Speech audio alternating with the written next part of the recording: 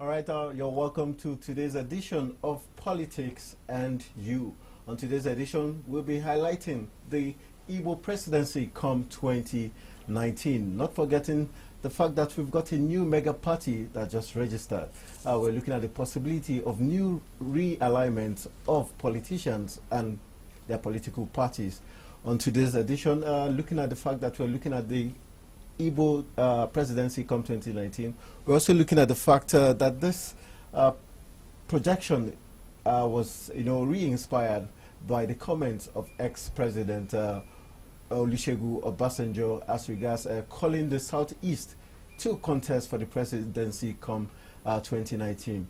But even before this journey begins, some of the eggheads of the Igbo kingdom are already spitting fire as regards what they think about this comment and the 2019 Igbo presidency.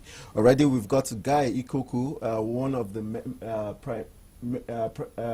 pioneer members of the PDP, who is saying that it's going to be suicidal for the Igbo race to look towards going for the presidency come 2019. And not also forgetting Chukwuemeka Ezefe, former Anambra State governor, who said that he believes that there's a ready-made opposition waiting for the Igbo presidency, and also says the one thing that the Buhari-led government is known for is killing of the Igbos.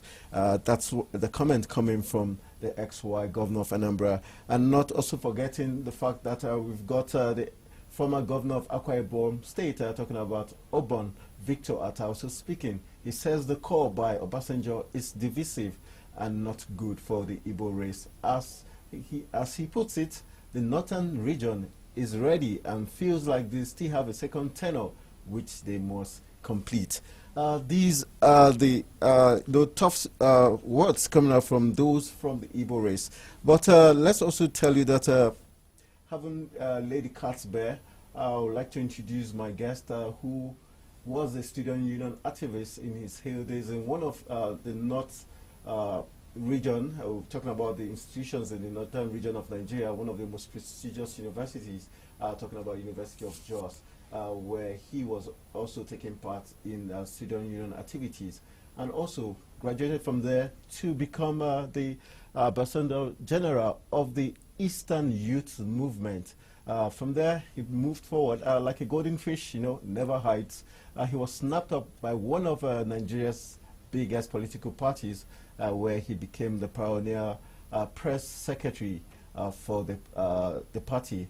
Moving on, now he is the national publicity director of the political party, and another party, but the APGA party.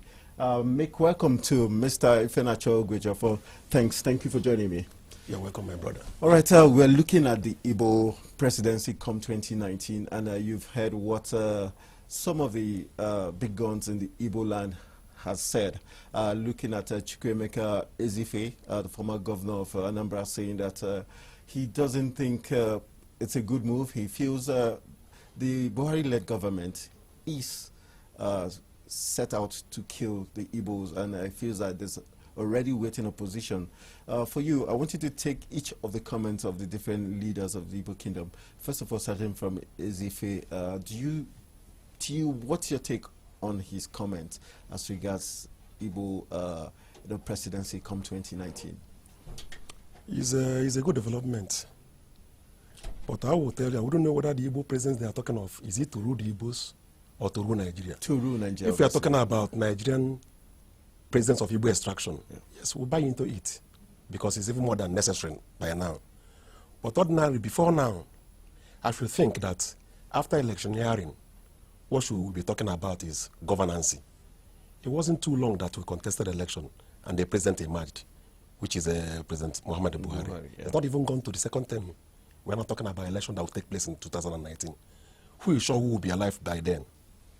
So I think it's not necessary now for us to start talking about Igbo presidency. Not that we can't work towards that, but it's quite early for us to start talking about Igbo presidency. Instead of discussing the issues on board or issues on ground, how the economy of Nigeria will be bettered, how we're going to improve infrastructure in Nigeria, how we're going to improve our economy from being a mono economy to a vast economic directions.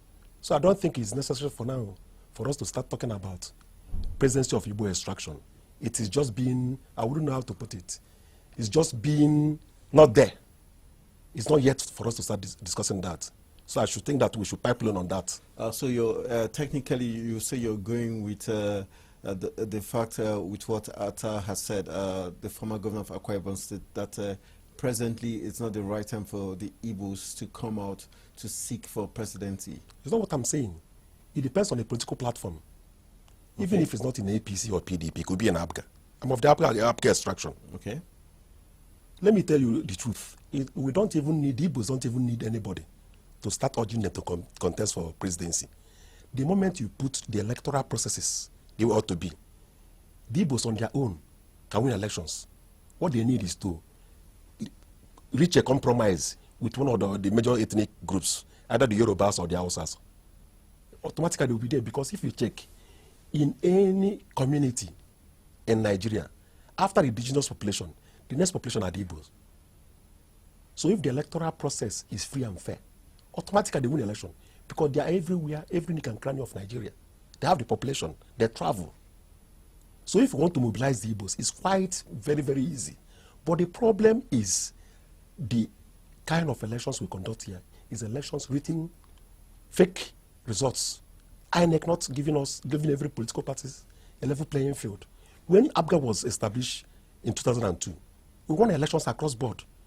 But it was only in Anambra State, due to the tenacity of our governorship candidate then, that we were able to got back our mandate through the tribunals.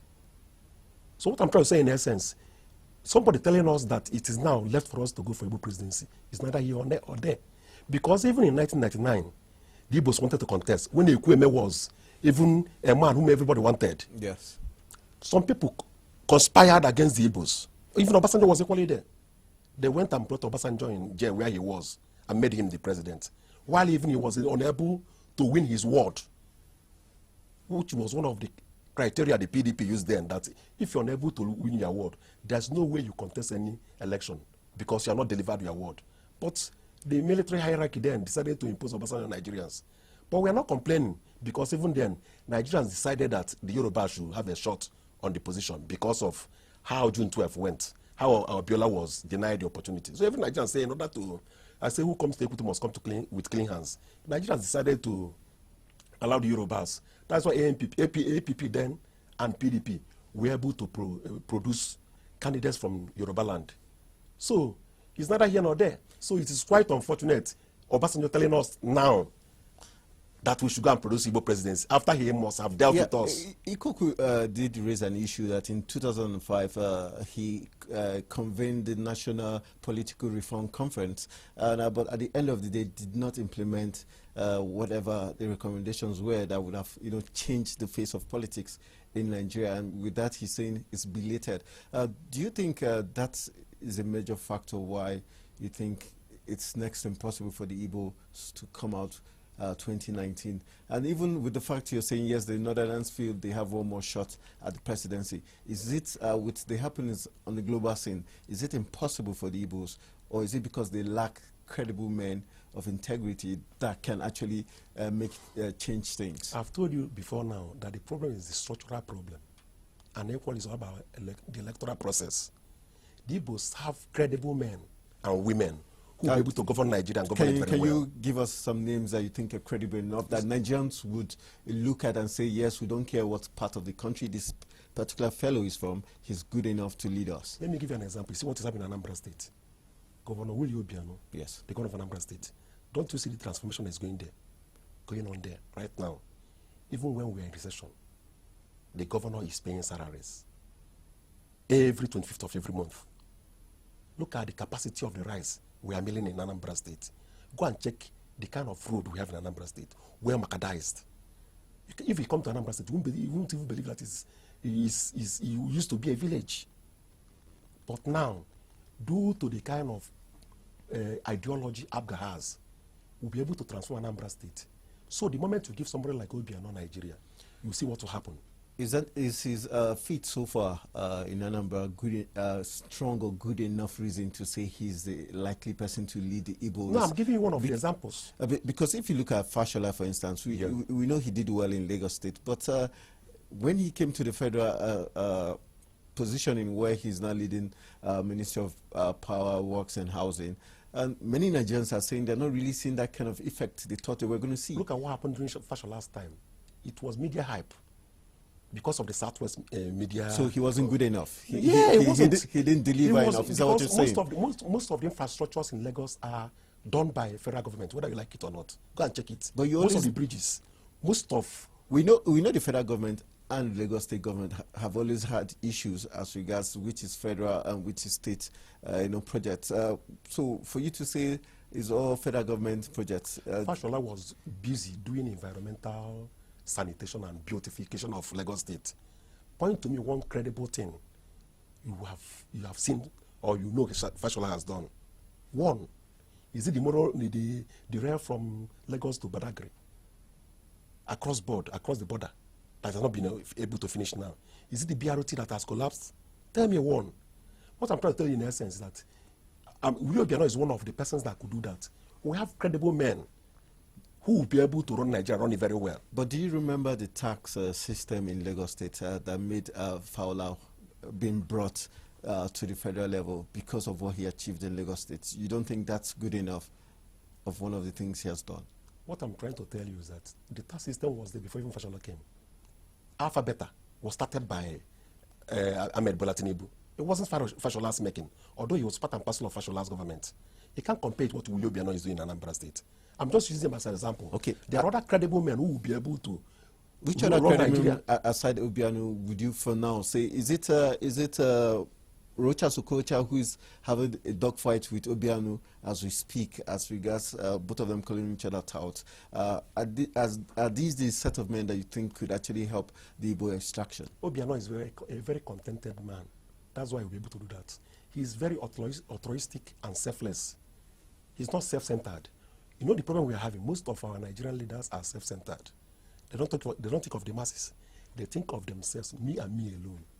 The moment you have somebody who knows that there's nothing in this life, that whatever you sow you must reap, that will share the same commonality, the same humanity, things becomes better. Rochas can be able to give Nigerians the kind of leadership the Igbos were able to offer to Nigeria. Why do you say that?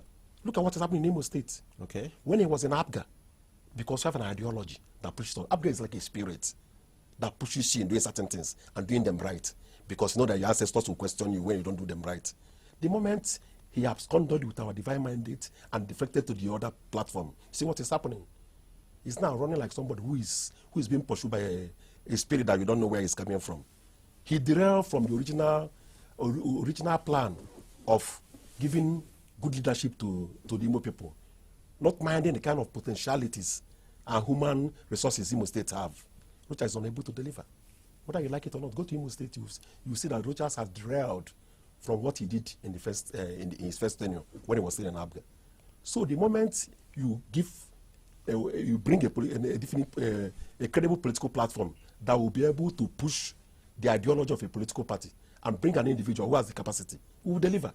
All right, you made mention of the INEC question. For you, looking at recently we had INEC being indicted, 23 of its staff were indicted in bribery, where the police said they recovered 111.3 million naira from 23 INEC officers. For you, do you think the way INEC is constituted and the way it's running is going to be a disservice to whatever agenda the Igbos might have ahead of 2019? It's not a question of the Igbos. I've told you that if you put the platform very well, the way it ought to be, give a level playing field to every political parties. But you know, it's next to impossible in reality to have as much playing grounds like you expect, especially when you're looking at emerging countries like Nigeria. No, under the previous administration, our democracy has started growing when Jonathan was there. Okay. At least you'll be sure that if your party is there on ground, if you have the structures, you'll be able to win elections. Without the kind of what is obtainable now, writing results, even when one is not even popular. We had the experience in Nasarawa to federal constituency in Nasarawa state, where election was conducted, and we knew that Abga, our candidate, won the election, but the result was written. The same thing happened in Edo. They allocated some figures to us. That is what is happening today. As per what you said about INEC officials being arrested, it's possible. What I'm saying in essence, INEC as of today say that they have not seen the report of the police. They don't equally know the people who were arrested because they didn't work with the police when they were doing investigation. Okay. But equally, I want to point it out. If you could remember, even Wike raised issues when this panel came, when they went to Rivers State to meet him. Okay. He said that he will not be able to testify before that panel because they have already decided what to do. They have already decided the end game, the end point has already been decided even before the panel started. And which equally is justifiable because even before the panel submitted the report, they have already sacked Wike's 6 police officers, indicted them. So was it only PDP that contested election in Rivers State? So APC did not give anybody money. Okay, so is it safe to say you'll be more interested in restructuring of Nigeria than the Igbo presidency? Yes, I'm not Igbo presidency. If he's a president of Igbo extraction, yes. But I'm telling you that the moment you restructure Nigeria, it becomes very easy for an Igbo man. You don't even need to urge an Igbo man to win an election because you have the population. You have the population, but are you looking at the other fact that from history, it seemed that the Igbo race, the Northerners and talking about the Yorubas and the Northerners, they seem to have an alliance that has been going for them. Why the Igbos, yes, technically want to go towards the south, but is that alignment strong enough for them? The Southeast have never been in opposition until recently. Go and check your history very well. Even at the First Republic, it was NPC, NC. Action Group was always in opposition. If we leave out the 60s, 70s, 80s, and be realistic in modern times, what are the chances? What are your chances? Politics is all about horse trading, compromise, and what have you. I'm telling you today, if the Igbo decide, if the system is very free, and the Igbo decide that one of their own will be president of Nigeria, it's very easy. Because they have the population. They have the spread that can give them the 25% of across 2/3 of the federal structure. We are everywhere. Okay, but don't you think the IPOB question is going to be a hindrance for the Igbos? How would you expect the candidate who is going to be coming out to address that IPOB question? Let me tell you, IPOB is an issue that was mismanaged. In democracy, you have the right to demonstrate. You have the right to air your view. So far as you are airing your view and demonstrating does not cause havoc within the system, does not disrupt the system. So far as it's done peacefully. IPOB was there even during the last administration. I mean, President Jonathan's administration. Yes. Did you hear any killing, any shooting? Did you hear any manhandling? But because of that hatred, I call it enviousness of certain persons, IPOB started demonstrating. People, they are not with guns, not with any weapon, and start marauding them, start killing them as if they were chickens. It's quite unfortunate. We don't respect the citizens of our nation. Be you a Muslim, be you a Christian, be you another a Westerner. Nobody has any right to waste any life. We have the right to demonstrate. So IPOB is not an issue. What are they demonstrating? Please. Okay. Don't marginalize me anymore. Please give me what is due to me. That is their problem. All right. We had this other Igbo leader talking about Joe Ife Diobi, who was an ex-Biafran veteran. He said that Obasanjo is one person that seemed to favor the Igbos. He was the only one after the Civil War that really appointed Igbos to strategic positions, and thus he's urging the Igbos not to crucify Obasanjo for asking them to go for the presidency. For you, how do you view Obasanjo and the Igbo race? I'm not crucifying Obasanjo, but what I'm discussing or what I'm against is why now? We should be talking about What if he sees now as a perfect opportunity, because one, Nigerians are tired of the two major parties, and the fact that we've got the new mega party who just registered. Are you seeing a possibility of realignment between politicians? Definitely. Even an hour is too long a journey to make decisions in politics. An hour. Anything can happen. Nobody knew that Jonathan would be there as president of Nigeria. But we are thinking that Peter Odele will be the one that will be the president. All of a sudden, Yar'Adua emerged. Jonathan emerged. So an hour means a lot in political life. So whether they are registering mega parties or not, we already have about 8 political parties that are not active. That you can say it, but within themselves, they believe that they are active. So whether the mega party is coming or is not coming, by 2019, even before then, by 2018, there must be some realignment. What are the possible realignment you're looking at that might occur? Automatically, this government is failing us. So by 2019, we'll ask questions. I don't think Nigerians will be able to vote APC back. It's not possible. My national chairman That's your view? That's my view. Okay. APC is already asphyxiating, and PDP is hemorrhaging. They have internal problem that they will not even be able to get out of it. And APGA will be the undertaker. When the appropriate time comes, you will see what will happen. You won't even believe it. But does APGA have the financial muscle to outmuscle these other established parties? God works in a miraculous way. We are working on the ground without even talking.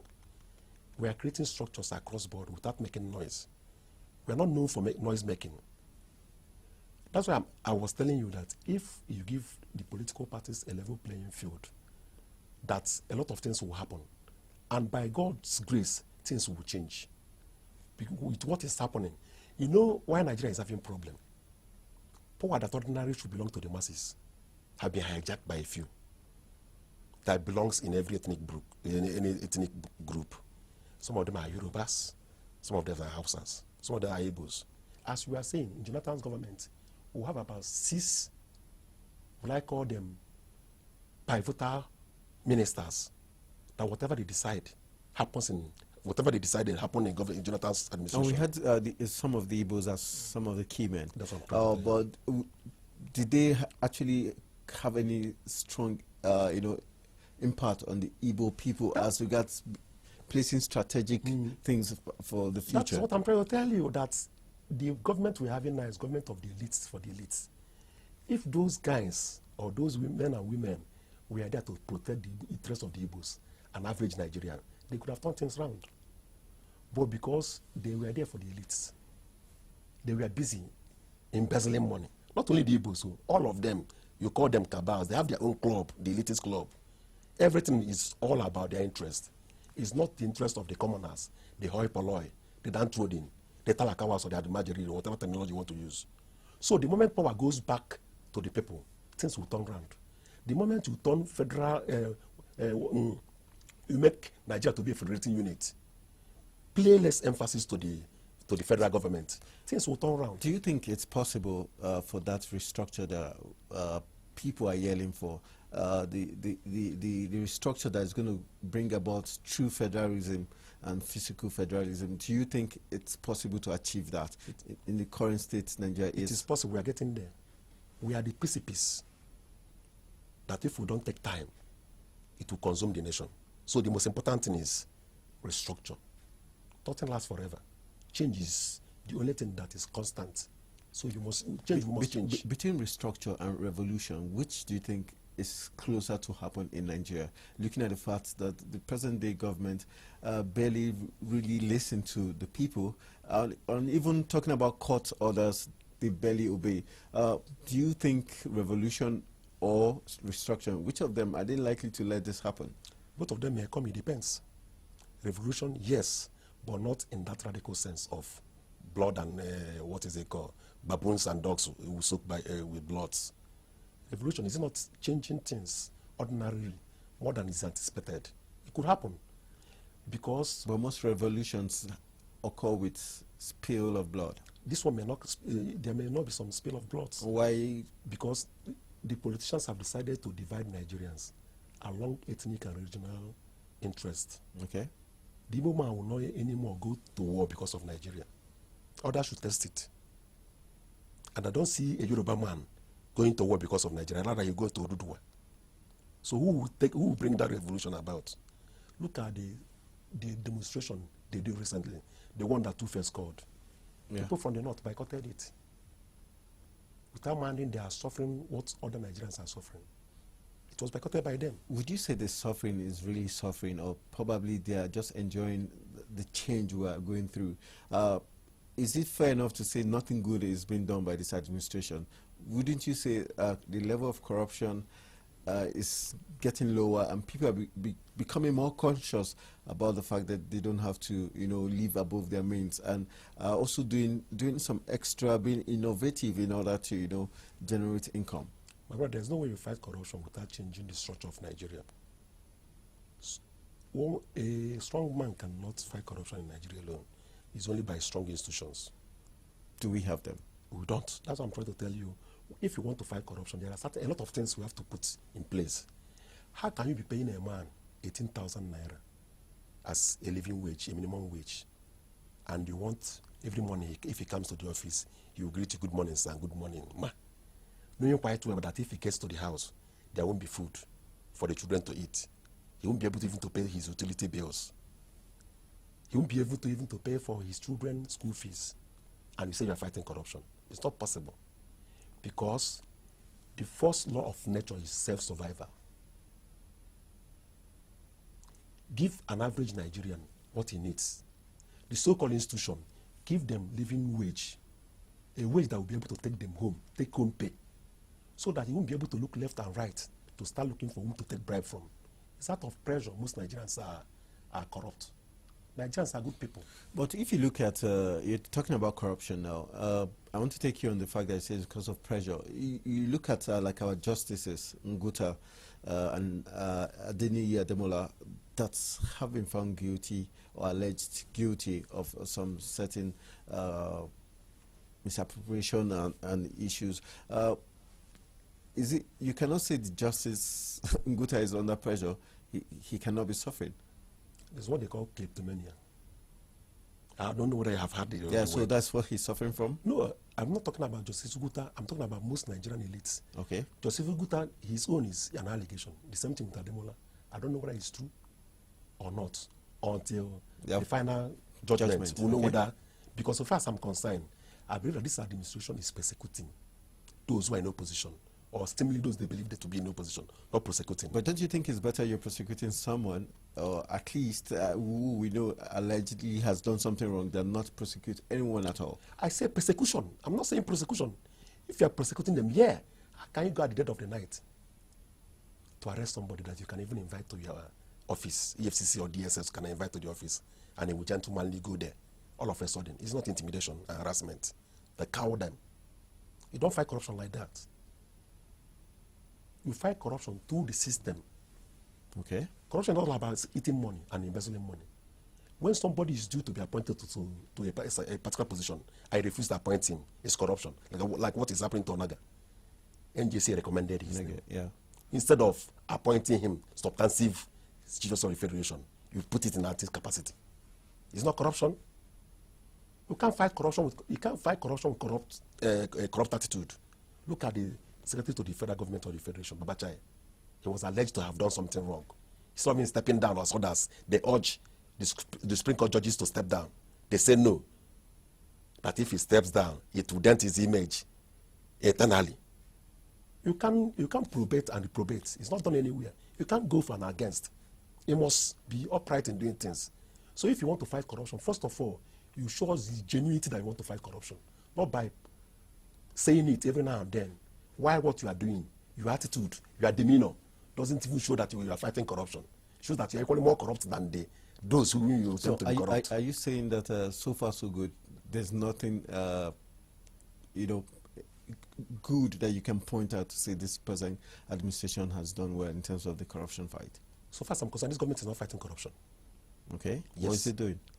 It's persecution. I've said it before now.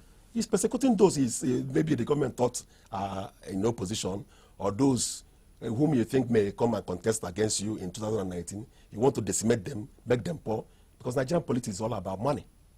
Even if you raised it, does APGA has the financial muscles to win the election? Why must it be financial muscles? Why mustn't be does APGA has the capability and credible men who will be able to sell APGA manifesto and ideology to Nigerians to buy into and win elections? Now you're talking about. But do you think you actually have that, the kind of men have that ability to convince Nigerians against all? Wait 2018, you will see. You won't believe it. It will be like a miracle. You will say, where is it coming from? Is it part of the realignment you're proposing? It's not a question of realignment. A lot of Nigerians are tripping into APGA. We have seen the APGA government as the only government who is performing, even in the midst of recession. I'm telling you, what is happening in Anambra State is like a yardstick you use to measure APGA. Wherever we are, we deliver. It's quite easy for you to say that because you just have a couple of states you're governing, right? We had two before, but now we have only one. Okay, so is that not a demotion? It's not. Because if you had to gauge progress, it's supposed to be 3. No, I told you because somebody wanted to become more powerful than God has made him. He decided to abscond with our mandate, divine mandate, and went to APC. That is that. And I had equally told you that if you allow the political platform to be a level playing field, APGA will manifest. But is it possible to get a whole playing field? We're not saying, we're not saying give us 100% because nothing is perfect in life. Okay. But at least substantial, even if it's 60% or 80%, APGA will be able to win elections across board. We have been winning elections across board. We won elections in River State. We're controlling about 2-3 state assemblies in River State. Even in Taraba. Even in Niger State, Suleja, close by here. We have APGA councillors. Even in Abuja here. Kukwada area council is being controlled by APGA. We don't like making noise. Even that Kukwada, they wanted to rig us out. But because of the tenacity of purpose and the way we fought it, God being on our side, we're able to still restore back our mandate they want to take away from us. That's why I'm telling you that the moment you give us a level playing field, every political party will know its strength. APGA has strength that will be able to put Nigerians where Nigeria belongs. What areas are you looking at to say you have strength? What areas are your strength? I'm telling you that you said something about you having an ideology. How come the ideology you do have, a party member of yours that was given the mandate still went ahead to abscond to the next party? Which of you are you talking about? You said a few minutes ago that a member of APGA. I was referring to Rochas Okorocha. Yes. He contested on our platform of APGA. He was our standard bearer. He won. But all of a sudden, because he wanted to become president of Nigeria. So you think that was why that was a singular reason? He was thinking and that, not because APGA wasn't what you're saying. He was looking for a national platform, without knowing that Rome was not built in a day. Gradually, la petite. It's not what you do by force. APGA is a platform that wants to grow gradually. We don't want to. We are not part of the people that will say that we want to conquer. We want to win elections. We don't want to write fake results, because whatever you get through the wrong way must end through the wrong way. All right, still talking about this having a level playing ground. You know, recently INEC chairman Mahmoud Yakubu addressed EU Parliamentary Democracy Support and Election Team, saying that they are already working as regards the recommendations given by the EU team. 30 recommendations, yes. You think so? So far, is that not a sign that INEC is probably trying to give you the political parties? If INEC can walk his talk, it's cheap to talk. No, but it's already saying that, like one of the issues being the continuous registration and voters, that it's already taking place. Is that not a sign that INEC is trying to do that? Please check. You're a journalist. Yeah. Check the previous election we have had since this administration came into power and compare it to what happened before this administration came. You see that we have retrogressed. Instead of moving forward, we are retrogressing. Instead of INEC doing what it ought to be, on umpire's umpire, INEC are choosing to be a little bit partisan. That even a lot of people call INEC APC now. Well, even in the last administration, other parties also said the same thing of INEC. No, what I'm telling you is that if Jonathan were to be like Buhari, there's no way Jonathan could have lost that election. At worst, he will sack Jega then, Professor Tahir Jega. But being a Democrat, he knows that power should come from the masses, not by the barrier of gun or by intimidation or by writing results. He decided to keep quiet. And when he lost the election, even before the total result was announced, he called his arch rival and congratulated him. Okay. That's how it ought to be. But what is happening now? APC want to conquer every state. Look at what's happening in Rivers. Okay, I don't know. I would like to get your view on Obon Victor Atta's comment when he said the call is divisive. The call by Obasanjo is divisive. Do you agree with him? At least he goes a little bit in consonance with what I've said before. Why the call now? Even if he must do it. So that means technically what you're saying is Obasanjo is out to play the Igbos against the Hausa Fulanis. Why is he? Why? But that's that. To play the Igbos against the Hausa Fulanis, as far as I'm concerned. What is he going to benefit if that is his goal? It serves his purpose. What purpose? The viewer there wants to know what's that purpose. The moment you play the Hausas against the Igbos, who has we have three ethnic groups, major ethnic groups. Okay. That's what we call the tripod. Yes. Igbo, Hausa, Yoruba. Okay. The moment you cancel the Igbos and cancel the Hausas, who become the beneficiary. Okay. Okay. You think that is the plan? But that's what you ought to be. That's what you should know. So allow the process to take itself. If Obasanjo wants the Igbos to become an Igbo man to become president of Nigeria, it's not by mere saying it.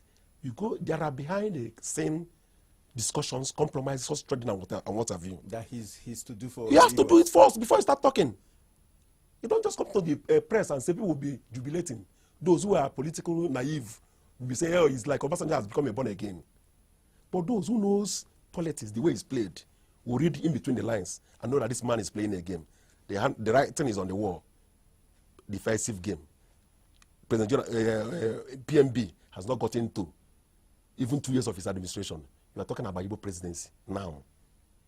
No, my brother, you should go and take it to the Marines, not us. All right, let me just quickly just look at what happened during the 2016 when you had the Global Summit in UK. What were the high points? Aside the fact that you got awarded the longest serving member of APGA and the most dedicated staff. What were the highlights of that summit that you think could be brought into the picture come 2017, 2018 and ahead of 2019? APGA has branches across the world. We have about 30 branches across the world. We have in UK, we have in Italy, we have in Canada, we have in USA, Ghana, and what have you, South Africa, and what have you. So that of UK summit that was held last year was a global summit beyond Nigeria. Okay. To mobilize investors to come and invest in Nigeria, to conscientize the world that APGA has an ideology to transform this nation. My question now is, if an Igbo candidate arises and is not from the APGA extraction, what happens? Well, if the man is a credible man, you know why I love APGA? We are true to ourselves. Before now, we supported Jonathan 2 times, but he lost. If there is a credible person who will think that will do what will transform Nigeria, what is politics all about? Aggregation of common interest to be able to serve Nigerian masses. If anybody or any platform that will be able to provide a better leadership, why wouldn't you tag along with the platform or the person and give the necessary support in order to transform Nigerians and transform the nation? So I will start living like human beings, not like my friend, our friend Daniel Kano will say that Nigeria is a zoo. So that we will go beyond being called a zoo country to a modern country where things work. Okay, let's look at the Nigerian people now as a whole and looking at coming elections. Do you think it's an election that is likely to throw up a very surprising candidate and result at the end of the day? If you look at all the Nigerians have been through in terms of the harsh economic and other realities we're facing, do you think, what is it likely to throw up come 2019? Because you look at the American states, what happened against all odds, Trump, got to the White House beyond anybody's expectation. Do you see something like that playing out? Definitely it will, because the last election showed Nigerians that deception will last for a moment, because the kind of propaganda the government in power leached on Nigerians has never happened in the history of this nation. Would you say it's just propaganda, or the fact that Nigerians were actually going through hell at that point and needed just change to occur? Which hell is higher than the hell we are facing today? Nigerians, we are gullible. The propaganda, I wouldn't know how to put it. It was massive. Were they more strategic than other political parties? No, it's not a question of being more strategic. It's a question of when God wants to teach us lesson, to appreciate what we have, okay, He will allow you to derail. Even in Israel, it happened. When God was, He said they need a king. And God gave them a king, and at the time they started equally complaining that this king is dealing with us. God, why not you come back? But by then it was late. Nigeria saw an economy that was growing. Democracy was growing. All of a sudden, they were complaining. Rome was not built in a day. Gradually, we'll build this nation. That's why I told them, when Buhari was coming, they said that Buhari will come and transform Nigeria. I told them it's not possible. You and I are the people who are going to transform Nigeria. By the time we change the way we do our things, by the time we stop being selfish and self-centered, by the time we start being altruistic and selfless, I'll help you, help me, and stop being exploitative. Nigerians believe to exploit one another. When there is nothing, they will kill you because you're a Muslim, because you're a Christian.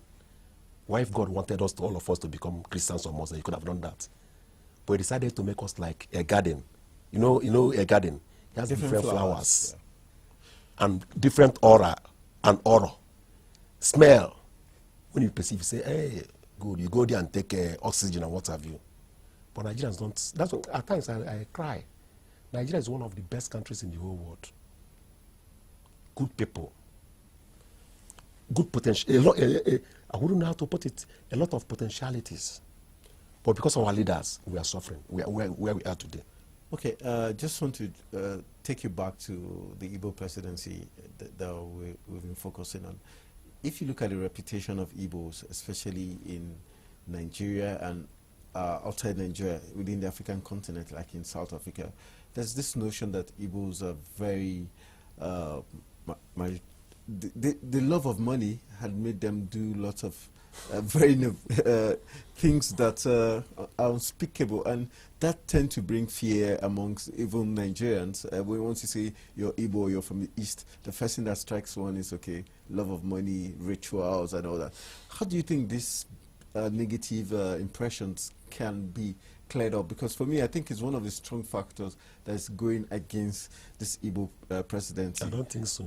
Igbo people are hardworking people. No doubt. Everybody knows they're hardworking. You can find almost every part of they don't love money of the world. They don't love money more than any other ethnic group in Nigeria. I don't think so. This is because they are on the street. You know what the Civil War did on the Igbos? They were given only 20 pounds. So every Igbo man and woman has to struggle. That struggle took almost all of them. But don't you think it's time for that experience to be wiped off? No, gradually. That's why if you go to, initially, if you go to there was a time I was traveling when I was still in university. I boarded a bus, the so-called luxurious bus, a luxury bus, with an Hausa man. It was, normally you enter night in order to get to the east in the morning. So when we were approaching, in the local government, my Hausa friend that I was sitting beside me was asking me, is this the Biafra they said they lost the war? Because you see 4-story buildings. You see a lot of buildings, you don't even believe that place was ravaged because of the ethnicity of an average Igbo man. Because of the way God created them. It's enviousness that people use to tell you that Igbos are very corrupt. That Igbos are, what is it called? The day ritual. No, but to be fair to the media, we've seen the reports time and time again, especially like this ritual issue you're talking about. We've seen it time and time again, so you cannot say that was fabricated. Who Can you did say the report? that? It depends on who did the report. But the report and the scene were in Igbo land, so it's not like it was manufactured. Don't understand me. Okay? It happens everywhere. Kidnapping in Nigeria happens everywhere. But they go and highlight the one that happens in a particular place to paint them black. So you're saying the media is technically biased? That's what I'm trying to tell you. Even the Western media equally does it to African countries. They won't show anywhere things are working out well. They will paint us black like monkeys. It's a lot everywhere. It's all about media propaganda. Okay.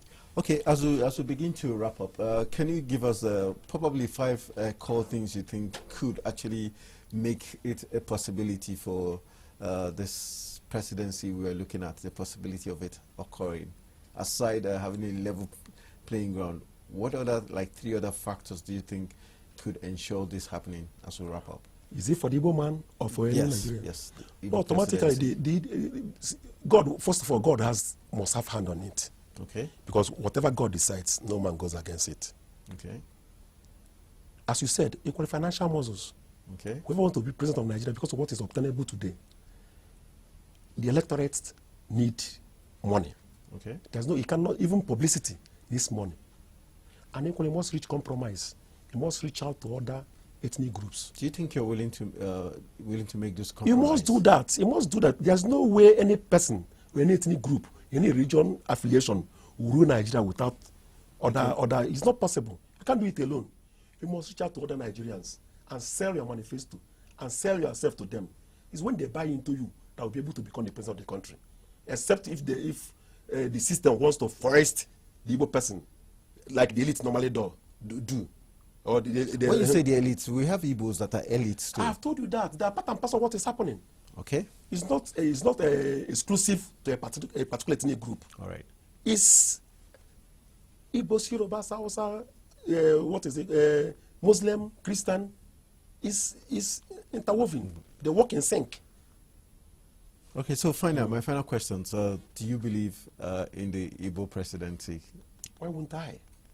I'm telling you that. And you think it's feasible? Feasible. The moment you put all this, I'm saying, in perspective, and you achieve them, why not? All right. If a Nigerian man can be president of Nigeria, why not an Igbo man? Okay. All right. That's how we'll be calling it a wrap on today's edition of Politics and You. On today's edition, we're looking at the Igbo presidency come 2019. After the ex-president Olusegun Obasanjo called on the Southeast to contest for the presidency, and I will be highlighting on the possibilities of that occurring. And I had with me on today's edition the National Director of Publicity of APGA, Mr. Ifeanacho Egwojo, for trying to break down the possibility of it occurring and the likely hurdles that would be faced for that to happen. I want to say a big thank you to